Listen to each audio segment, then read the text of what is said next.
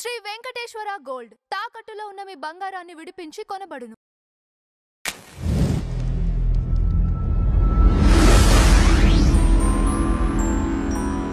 కానీ మీరన్నారు ఇప్పుడు ఎవరికి ఇవ్వాలనే దాని క్వశ్చన్ అన్నారు కదా.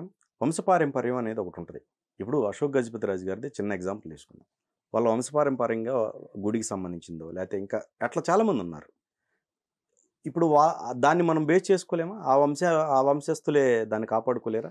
అంటే అన్ని చోట్ల అలాంటి వ్యవస్థలు లేవండి. అన్ని చోట్ల ఇప్పుడు విజయవాడ దుర్గమ్మవారి ఆలయం ఉంది.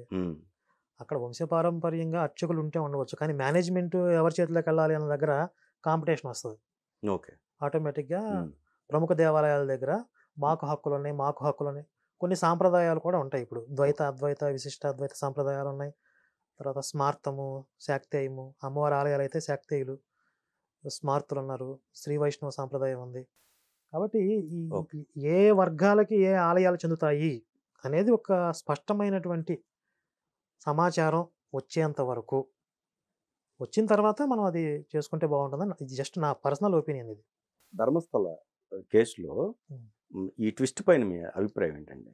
ఇది ముందు నుంచి అందరూ అనుమానం వ్యక్తం చేసిందే, ఎక్స్పెక్ట్ చేస్తుంది. ఎందుకంటే చిన్న కామన్ సెన్స్ ఏంటి, కొన్ని వందల మంది ఆడవాళ్ళు లేకుండా పోతే ఇప్పుడు దాకా ఎవరు కంప్లైంట్ చేయకుండా ఎందుకుంటారు అసలు? ఎంత గందరగోళం అయిపోద్ది ఒక పబ్లిక్ ప్లేస్లో. అందుట్లో ఇప్పుడు ఈ సోషల్ మీడియా ఎంత విరివిగా ఉన్నటువంటి ఈ రోజుల్లో, ఎప్పుడో పాత కేసులను కూడా తవ్వి తీస్తున్నటువంటి ఈ రోజుల్లో ఇప్పుడు వెళ్ళి ఆడపిల్లలు మాయమైపోతున్నారు, బలవంతంగా నోళ్ళు నొక్కేస్తున్నారు అంటే ఎంత అల్లరి అవుతుంది, ఎంత గందరగోళం అవుతుంది.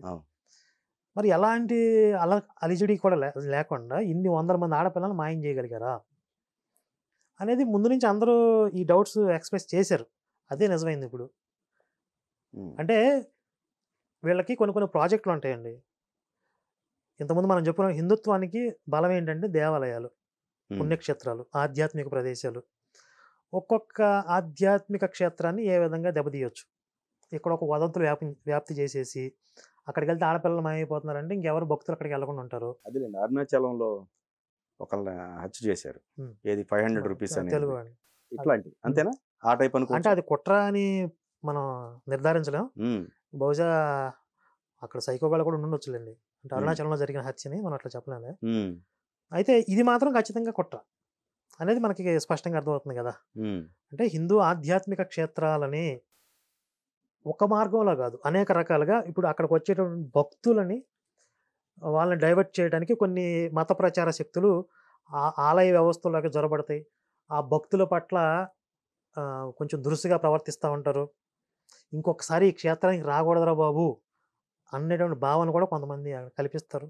ఇవన్నీ మేము కొన్ని దేవాలయాల్లో ఫేస్ చేసాం.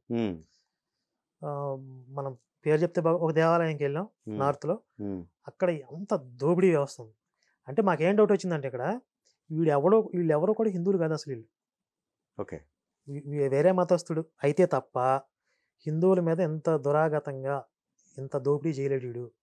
బలవంతం పెట్టి బ్లాక్మెయిల్ చేసి వసూలు చేస్తున్నారు లోపలికి వెళ్ళిందని వాళ్ళ భక్తుల దగ్గర. అంటే మళ్ళీ ఆ టెంపుల్కి వెళ్ళినోడు మళ్ళీ ఇంకా అక్కడికి రాడిక. అది ఖచ్చితంగా వేరే మతస్థులని మాకు డౌట్ వచ్చింది. నేను లలిత గారు ఇద్దరం వెళ్ళాం.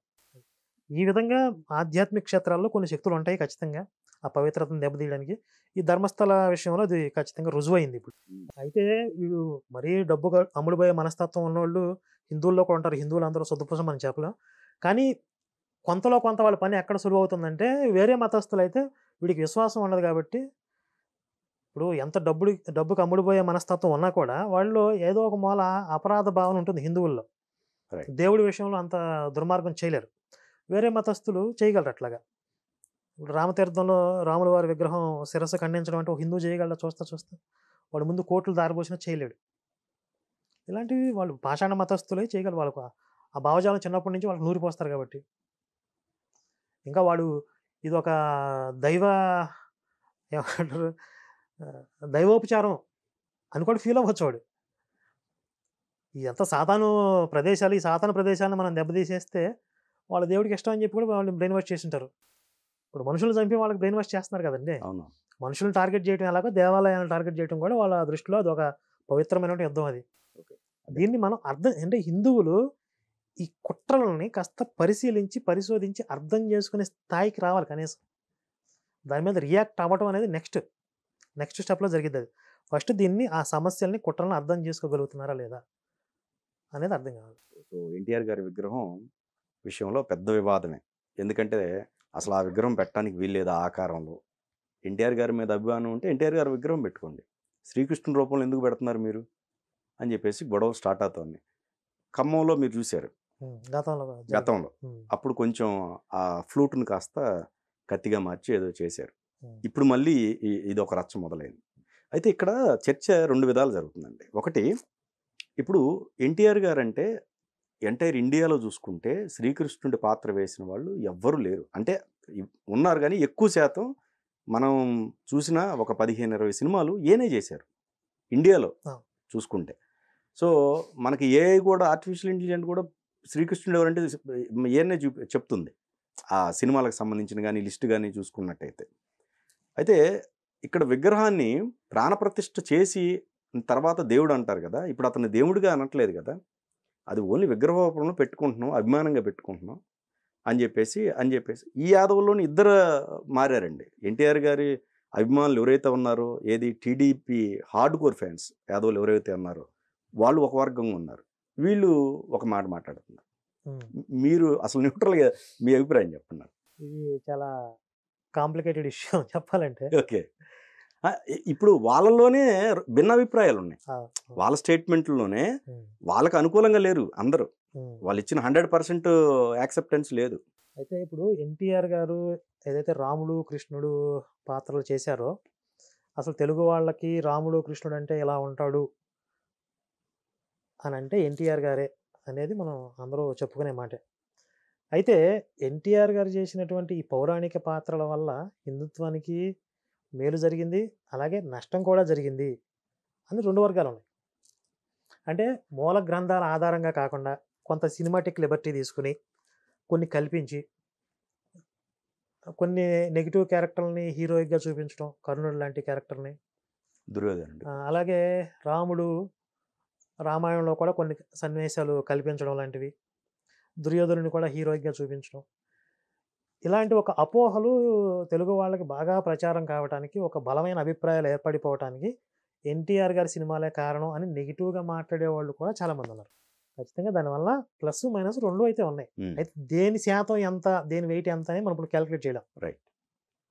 నిజంగా చెప్పాలంటే చాలామందికి రామాయణ మహాభారతాలతో డైరెక్ట్గా పరిచయం లేదు, చదువుకోలేదు. కానీ రామాయణం మీద మహాభారతం మీద ఒక అభిప్రాయం లేకపోతే ఒక కొంత సమాచారం వాళ్ళకి ఉంది అంటే ఇప్పుడు ఎన్టీఆర్ గారి సినిమాల వల్లే అని అనుకోవచ్చు చాలామందిలో. లేదా మన నోటి మాటల ద్వారా, మన పెద్దవాళ్ళు చెప్పిన కథల ద్వారా ఆ విధంగా నాలెడ్జ్ ఉన్న వాళ్ళు కూడా ఉన్నారనుకోండి. కానీ ఎక్కువ మందికి స్క్రిప్చర్స్తో డైరెక్ట్గా చదివి తెలుసుకునేటటువంటి ఆ విధానం అందరికీ లేదు. అదైతే అందరూ ఒప్పుకోవాల్సిన విషయమే. మరి ఇప్పుడు ఎన్టీఆర్ గారి సినిమాలు రిలీజ్ అప్పుడు, ఆయన కృష్ణుడు సినిమాలు చేసినప్పుడు కృష్ణుడు రూపంలో ఉన్నటువంటి కటౌట్లు, పెద్ద పెద్ద కటౌట్లు సినిమా థియేటర్లో బయట పెట్టారు కదా. పెట్టారు క్యాలెండర్లు ఉన్నాయి. అలాగే ఆ కటౌట్ లాంటిది ఇది కూడా ఒకటి అనుకుంటే తప్పే ఉంది. మీరు చెప్పినట్లుగా దేవాలయం ఏదైతే దేవాలయంలో విగ్రహ ప్రతిష్ఠ చేసిన తర్వాత ప్రాణ ప్రతిష్ఠ ఇవన్నీ శాస్త్రోక్తంగా క్రతువులు జరుగుతాయి, అవన్నీ చేయట్లేదు కదా. అవి చేస్తే తప్పే అంటారు ఖచ్చితంగా. ఇప్పుడు అక్కడ ఏంటంటే ఇక్కడ కన్ఫ్యూజన్ స్టార్ట్ అయింది. ఇప్పుడు అతను దేవుడిగా పోలుస్తున్నారని, అది దేవుడు కాదంటున్నారు. దేవుడు కాదు. ఇప్పుడు ఎన్టీఆర్ గారు కృష్ణుడి వేషం అసలు వేయనే లేదనుకోండి, సినిమాలే చేయలేదనుకోండి, అప్పుడు తప్పు. కృష్ణుడి వేషంలో ఆయన పెడితే అప్పుడు కరెక్ట్. అసలు ఆయన కృష్ణుడికి ఆయనకి సంబంధం ఏంటి అని అనుకోవచ్చు. ఎగ్జాక్ట్. కాబట్టి కృష్ణుడి సినిమాలు ఆయన చేశారు కాబట్టి ఆ వేషంలో ఆ క్యారెక్టర్లో కృష్ణుడిని వీళ్ళు ఊహించుకుని, లేకపోతే ఆ రూపాన్ని వీళ్ళు చూసుకోవాలనుకుని ఒక కట్అవుట్ లాగా పెట్టుకున్నారు అనుకుని తప్పే ఉంది. నాకైతే అది అంత పెద్ద అభ్యంతరంగా అయితే అనిపించట్లేదు. ఇక ఎవరి వ్యూ వాళ్ళకు ఉంటుంది కదా. వదిలేస్తే పెద్ద విషయం కాదు, పట్టించుకుంటే ఇక అది పెద్ద విషయం. ఇక మన మైండ్ సెట్ని బట్టి ఉంటుంది అది. శాస్త్రోక్తంగా ఈయనే దేవుడు లేకపోతే ఇది అర్చామూర్తి విగ్రహం అనే విధంగా వాళ్ళు ప్రచారం చేస్తే కనుక అది అభ్యంతరమే.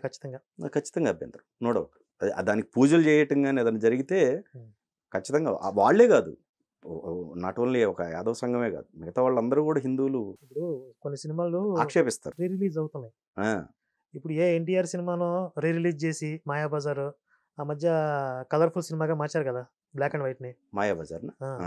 అలాగే మళ్ళీ ఏ రీ రిలీజో పెట్టారనుకోండి, మళ్ళీ కృష్ణుడి వేషంలో ఉన్న కటౌట్ బెటర్ ఎన్టీఆర్ పెడతారు కదా. అలాంటి ఓ సినిమా కట్అవుట్ అనుకోండి, తప్పేముంది.